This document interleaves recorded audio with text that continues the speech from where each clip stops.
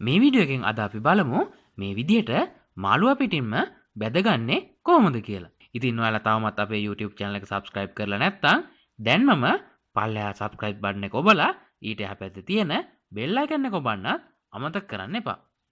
මේ කෑම එක හදන්න අවශ්‍ය දේවල් මෙතන තියෙනවා. මේවා පහළ description එකේ දාලා තියෙනවා. ඔයාලට එතනින් බලා ගන්නත් පුළුවන්.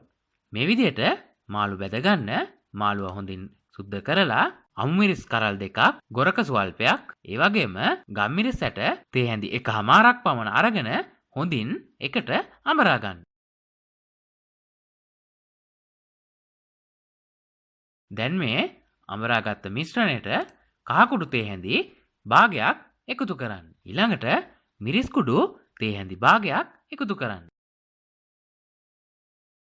එකතු කරලා දෙහි ගෙඩි භාගයක දෙහි යුස එකතු කරන්න. ඊළඟට ඔයාලට අවශ්‍ය රස අනුව ලුණු එකතු කරන්න. එකතු කරලා හොඳින් කලවම් කරලා අපි කපාගත්ත මාළුවගේ මේ මිශ්‍රණය හොඳින් ගා ගන්න. ඉතින් ඔයාලා තවමත් අපේ YouTube channel එක subscribe කරලා නැත්නම් දැන්මම පල්ලෙහා subscribe button එක ඔබලා ඊට එහා පැත්තේ තියෙන bell icon එක ඔබන්නත් අමතක කරන්න එපා. මේ විදිහට මිශ්‍රණය ගා ගත්තට පස්සේ lunch paper එකකින් වහලා පැය භාගයක් පමණ තියන්න.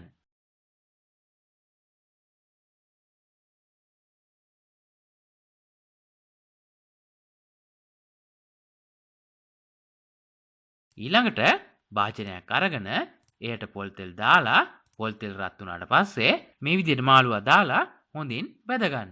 එක පැත්තක් බැදුණාට පස්සේ අනිත් පැත්ත හරවලා ඒ පැත්තත් බැද ගන්න. ඔන්න ඉතින් දැන් මාළුවා බැදලා ඉවරයි. ඔයාලත් මේ විදිහට මාළුවෙක් බැදලම කාලා බලන්නකෝ කොහොමද රස කියලා. ඉතින් ඒ වගේම වීඩියෝ එක පිළිබඳව ඔයාලගේ අදහස් පහලින් කමෙන්ට් එකක් දාන්න. වීඩියෝ එක හොඳයි කියලා හිතෙනවා නම් යාළුවන්ට බලන්න ෂෙයා කරන්නත් අමතක කරන්න එපා.